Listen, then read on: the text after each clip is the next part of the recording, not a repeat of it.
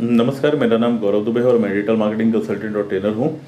और आज की इस वीडियो में हम बात करने वाले हैं कि एक गूगल एड्स स्पेशलिस्ट बनने के लिए क्या क्या एलिजिबिलिटी की ज़रूरत होती है। मतलब कि अगर आपको गूगल एड्स के तौर पे कोई अच्छा जॉब लेना है तो उसमें एलिजिबिलिटी की क्या रिक्वायरमेंट होती है।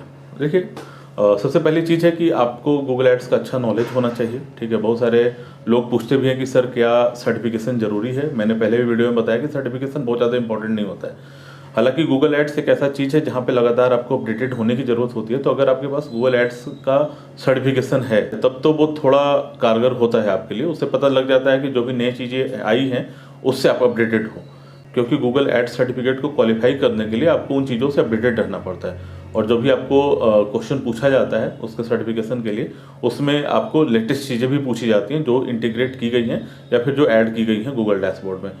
तो आपके पास अगर गूगल एड्स का सर्टिफिकेशन है तो वो बेनिफिट हो सकता है आपके जॉब के लिए। ठीक है, क्योंकि वो एक तरीके से सर्टिफाई करता है कि आप हर एक नई चीज़ों से रूबरू हैं, अवेयर हैं। जो भी बदलाव आए हैं गूगल एड्स में आप उससे अच्छे तरीके से अवेयर हैं। तो अगर सर्टिफिकेट नहीं भी है तो काम चल जाएगा, बस उसके जगह पे आपका अच्छा नॉलेज होना चाहिए, आपका अनुभव होना चाहिए। ठीक है, दूसरी एलिजिबिलिटी ये है कि अगर आप फ्रेशर हैं तो थोड़ी सी प्रॉब्लम हो सकती है आपको जॉब लेने में गूगल एड्स एक्सपर्ट के तौर पे, क्योंकि फ्रेशर के पास कोई भी प्रोजेक्ट पे वर्क करने का ज़्यादा अनुभव नहीं होता। ठीक है, आप कहीं से कोर्स किए होंगे या आपने कुछ फ्रीलांसिंग किया होगा तो हो सकता है 1 2 3 प्रोजेक्ट पे आपने काम किया हो। लेकिन अगर आपके पास कम से कम 5 6 महीने का अनुभव भी है, आपने अगर 5 6 8 10 प्रोजेक्ट के ऊपर काम किया हुआ है तो वो एक अच्छा अनुभव काउंट होता है और आपसे अच्छे रिजल्ट की एक्सपेक्टेशंस हो सकती है कंपनी को। ठीक है, तो एलिजिबिलिटी में और क्या है कि मिनिमम 6 महीने का आपका अनुभव होना चाहिए। पीपीसी में आपको मिनिमम 6 महीने का एक्सपीरियंस होना चाहिए और मल्टीपल कम से कम 8 10 प्रोजेक्ट के ऊपर आपके अनुभव होने चाहिए कि आपने 8 10 प्रोजेक्ट के ऊपर काम किया हुआ है। ठीक है, नेक्स्ट एलिजिबिलिटी है कि आपके पास अच्छा और डीप नॉलेज होना चाहिए पीपीसी का। ठीक है, लाइक आप बिजनेस को अच्छे तरीके से समझ पाएँ।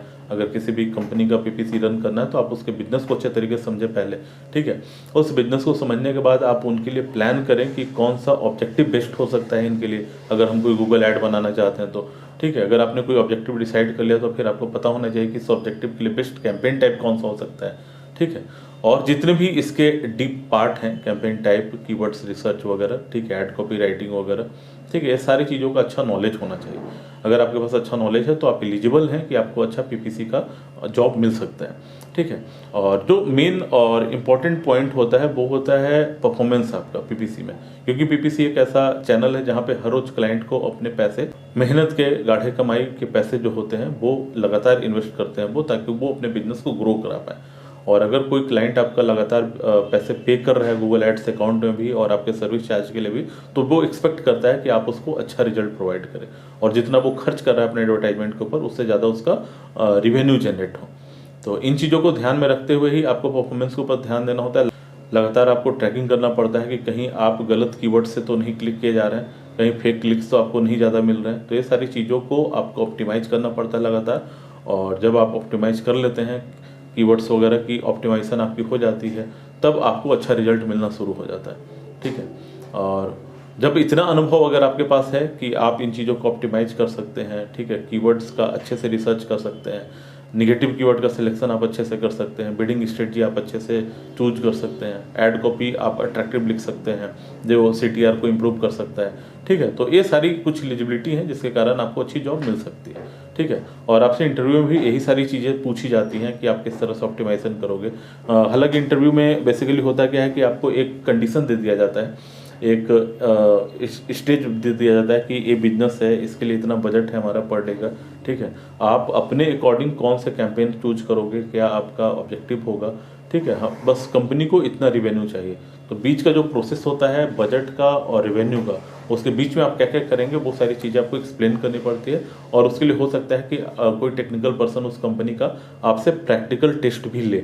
ठीक है, वो आपसे बोलेगा कि जो आपने एक प्लान बनाया हुआ है इसके अकॉर्डिंग आप कैंपेन को भी क्रिएट करो। ठीक है, तब आपको अप्रूव किया जाता है कि आप एलिजिबल हो यहाँ पे जॉब करने के लिए।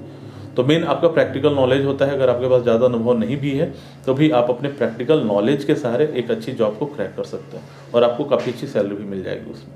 ठीक है, तो ये कुछ एलिजिबिलिटी थे जो कि एक अच्छे गूगल एड्स स्पेशलिस्ट के तौर पे आपको काम करने के लिए रिक्वायर्ड होता है। अगर आपके पास इससे रिलेटेड और कोई क्वेरी है तो आप हमारे कमेंट बॉक्स में कमेंट कर सकते हैं. I will try to make another video on that. And if you like the video please subscribe the channel. Thank you so much for watching this video.